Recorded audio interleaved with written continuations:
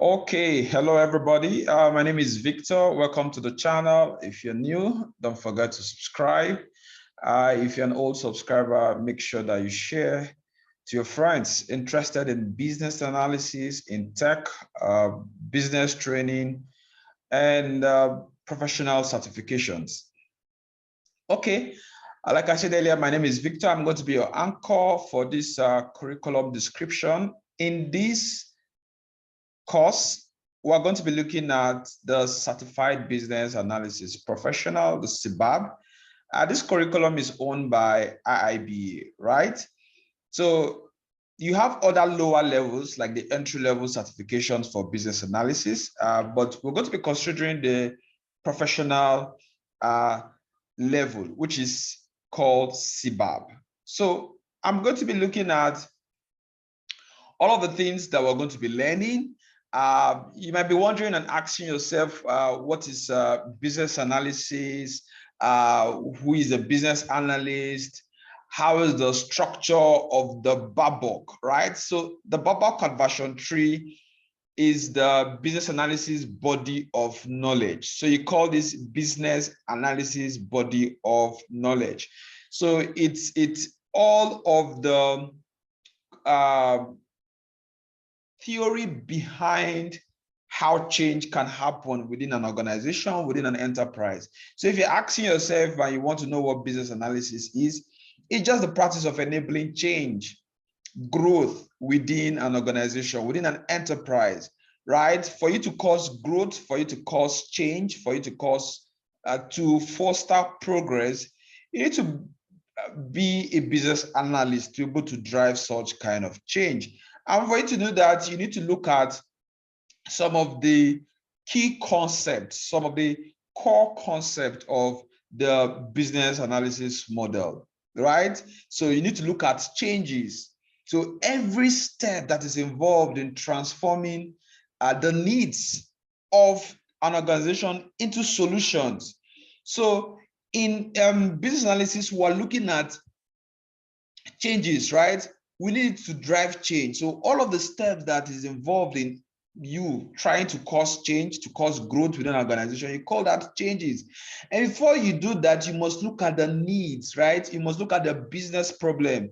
If you have a supermarket, for instance, before you can cause growth, before you can cause increased ROI, as a business analyst, you need to look at the needs. You need to do some evaluation of the needs assessment of that particular enterprise, right? You have business problems, and is this needs that you want to translate that into creating solutions? Then we'll look at solutions. So whatever that you're going to do to provide a way to take advantage of challenges, of problems, right? And to satisfy the needs of the organization is what you call solutions, right? Then you look at stakeholders. Of course, to drive change, there are several internal, external stakeholders. Even your environment contribute to your stakeholders. And of course, for you to cause change, you must be able to deliver value. So any solution that you want to render to cause growth, to cause a change within an organization, have to provide value. So if you have a solution and that solution is not providing value, then you're not doing business analysis, because business analysis has to do with the practice of enabling change. How do you want to cause change? How do you want to cause growth?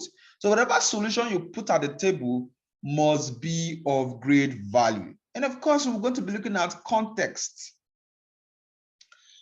The context and the circumstances of a business, or the environment surrounding the business, or the needs within which you implement some certain kind of change, but not apply to another business, right? So the things that affect and are relevant to the changes, the environment in which the solution will be developed or will be implemented has to do with the concept. So we're going to be considering the different context of change, the different context of solution. Like the core of business analysis, you're going to see that it cuts across all of these core elements, right? So the question is, who is a business analyst? So that guy, that lady, anybody that's going to perform business analysis tasks We're going to be looking at different tasks that we can perform. We're going to look at different tools we can use to perform such kind of tasks. So anybody that is involved in causing change as prescribed in the business analysis body of knowledge is a business analyst, right? So we're going to look at this core concept model, all of this, we look at it. If you want to be pragmatic, if you want to be able to be a business leader, the business analysis skills is very, very important. Now we're going to look at several key terms. We're going to look at requirements classification, because for instance, if I need to create a software that is going to automate accounting or is going to automate payroll for an organization, I have to first gather requirements. I have to understand, how do they want payroll to happen? What kind of standards are they going to imbibe? I need to pick up those requirements. If I need to build a house, for instance, if I need to meet a need, I will need to pick up the requirements. What kind of house do they need? For instance, here we're looking at stakeholders. What stakeholders are involved? The person, the sponsors, the environment, the government, the regulators. I need to put that in consideration while trying to look at my stakeholders list. Then, of course, whatever requirements I have to now classify them.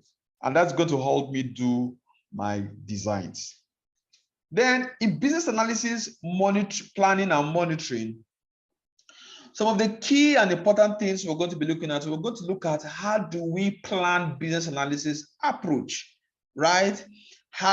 What's our approach going to be like, right? How do we plan? Are we going to be predictive or are we going to be adaptive, right?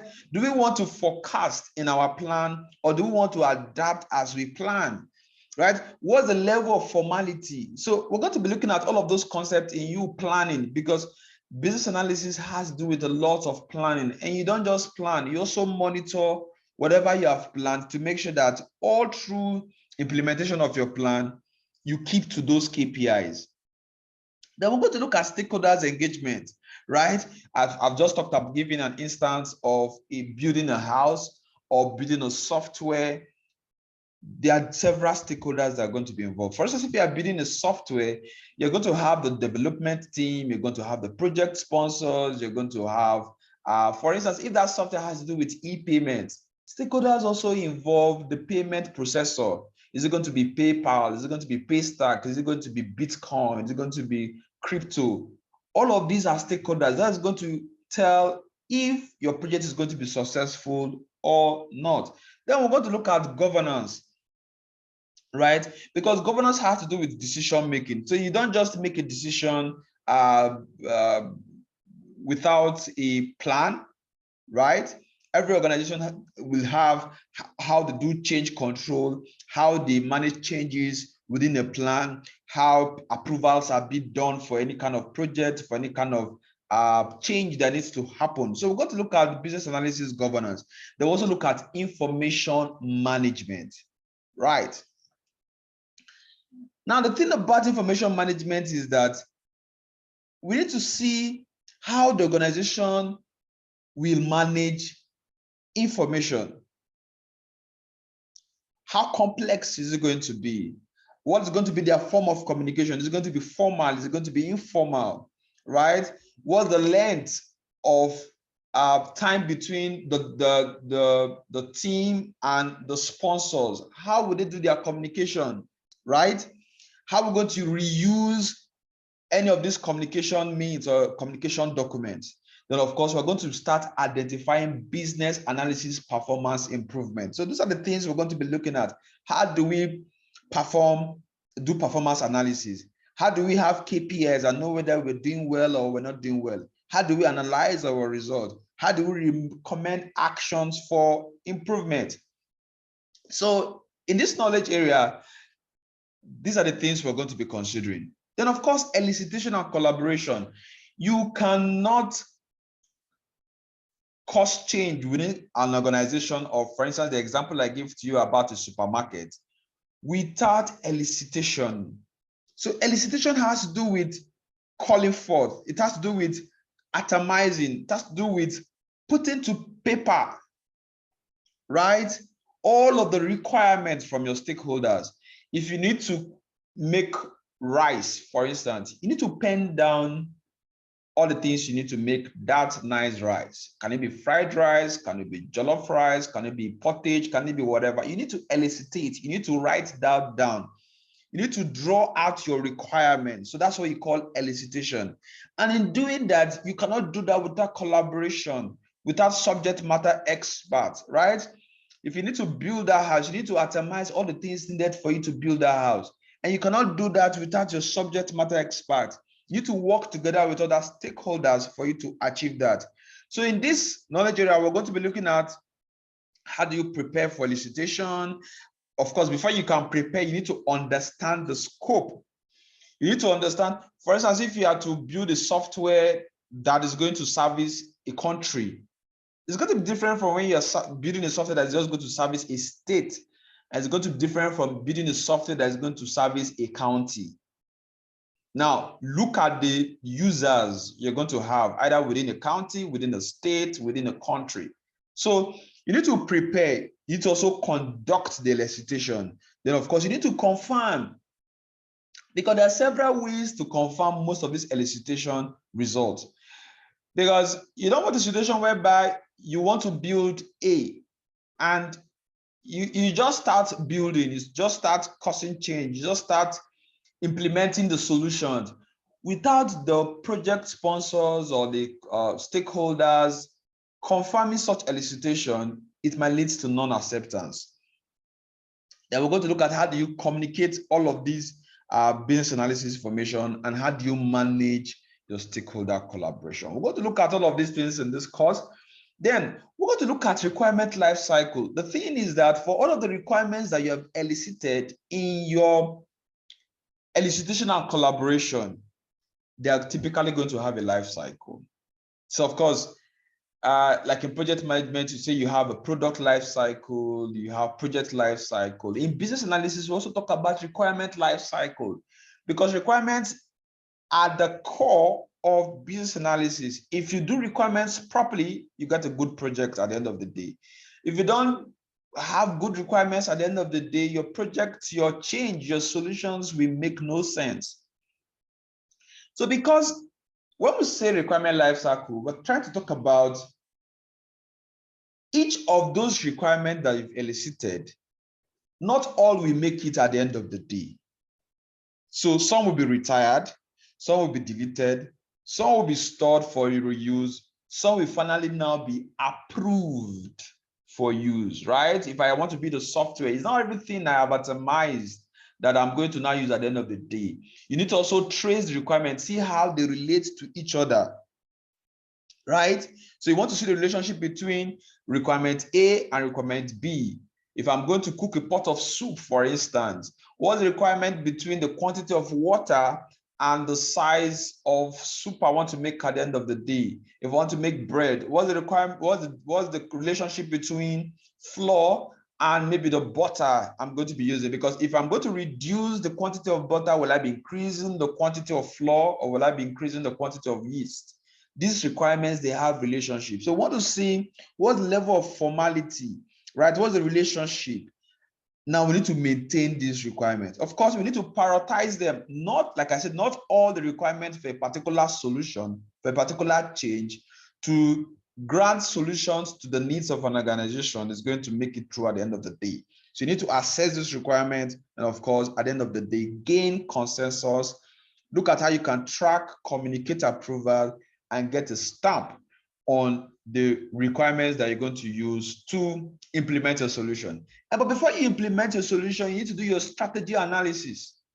Business analysts are known to be good strategists, right?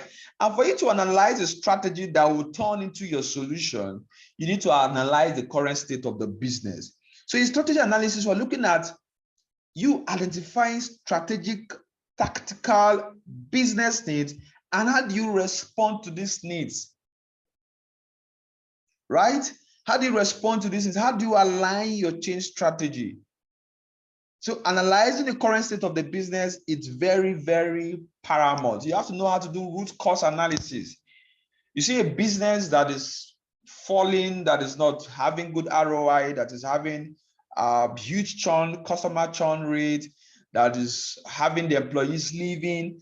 You need to be able to do some root cause analysis. Look at the organizational structure and culture. Look at their capabilities, look at their policies, look at their business architecture, look at their internal assets, right? The external influencers, the internal influencers. Once you have analyzed this current state, it can now help you to define the future state of the organization, right? It cannot be able to help you and say, okay, this company is making X and X profits now. These are the root cause analysis. These are the reasons. These are the current IT system. This is that their current staff strength. Then this is where we want them to be by 2 years' time. And in doing that, you must assess your risks, right? You must know your risk appetite. If you're going to bring in investment, the question is, you have several unknowns, you have constraints, you have assumptions. You're going to be looking at some dependencies, because your strategy is not just going to be cast on stone. Are you going to be adapting it? Are you going to be doing some change, right? Some changes. So how do you transit? So one thing we're also going to be looking at is, how do we do requirement analysis and define or design our definitions, right? So we need to specify and model our requirements. So here we're looking at, how do we describe how requirements is covered during elicitation, organized, specified, modeled, designed, verified, and validated. Because we must try to define all of this. We have to specify them. We have to verify them. We have to validate them. And the thing about business analysis is that you have several techniques to do this. We're going to be exploring those techniques. How do you do backlog management? How do you do a balanced scorecard? How do you do benchmark and market analysis? How do you do brainstorming?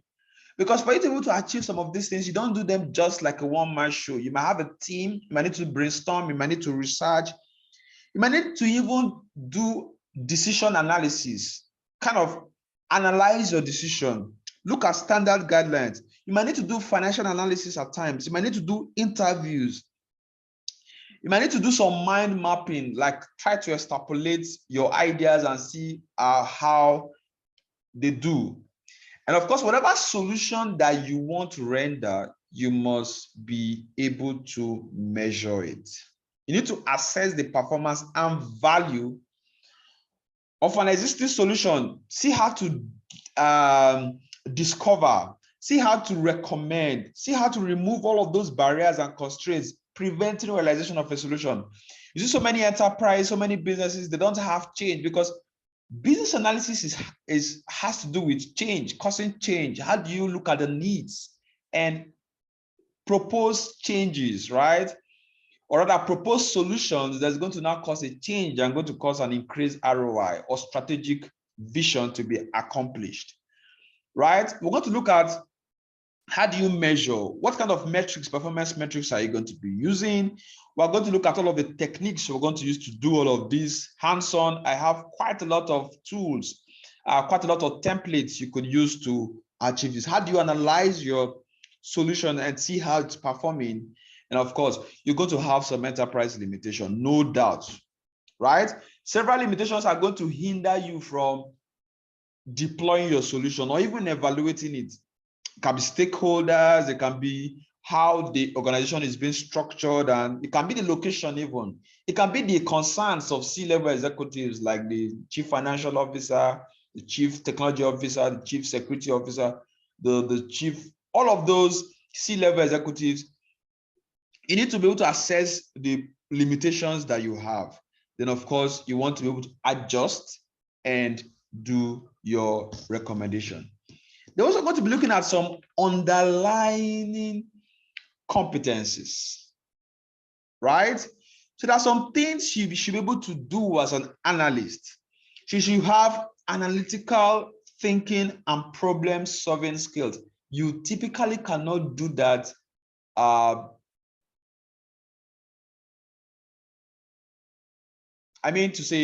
you typically cannot be a business analyst if you cannot do that. So you need to be creative. You need to understand generation of ideas and concepts. You should be able to do research, do case studies, Look at other businesses, research what they're doing, look at their culture, look at their needs, see how they're navigating through different even environmental issues, financial issues. So critical analytical thinking is very key. There's a friend or there's a colleague of mine that one time started a kind of a boot camp, a brainstorming session for businesses. And what he called it was something that has to do with generation of ideas. So you cannot do BA without critical thinking, right? You should be able to do decision making. You should be able to learn. You should be able to also gain and apply these knowledges, or rather this knowledge that you have, and also do some system thinking, right? Then behavioral characteristics. What are the kind of characteristics that you need as a BA? You need to be able to be fair, have some ethical background, or you don't want to, because for instance, there are some techniques that you're going to be doing, for instance, in brainstorming sessions, in doing root cause analysis, in doing maybe interviews. Your behavior comes to play. Personal accountability, timing, quality, how trustworthy are you? What's your time management like? How do you prioritize? How efficient are you? How adaptable are you? So these are behavioral characteristics you need to be very conversant with. And of course, your business knowledge, your business acumen. That's why good business analysts understand research. So your communication skills, your verbal, non-verbal, the impact of your body language, your posture, your facial expression, your eye contact, you need to learn how to communicate. Your interactive skills, your use of tools and technology, you're able to use most of the office productivity tools like Word, Excel, PowerPoint, do email collaboration, do Zoom. And I'm going to be looking at some tools also like Draw.io, Visio. And these tools are very critical. There are about 50 techniques that we're going to be learning how to use. Then I'm going to be sharing some templates, how to do business analysis and project management planning, tax worksheet, how to do brainstorming, what a business case template looks like, how to do change request. Then I'm going to introduce you to any of these tools, either Draw.io or Visio. So if you're interested in doing business analysis, if you're interested in causing change, if you're interested in offering solutions to businesses, to enterprise, to VIPs, then this course is for you. Don't forget to subscribe. Don't forget to enroll for the course. If you have questions, do inbox or comment in, drop a comment in the comment section, and do share to your friends interested in business analysis, causing change within their enterprise. Thank you very much.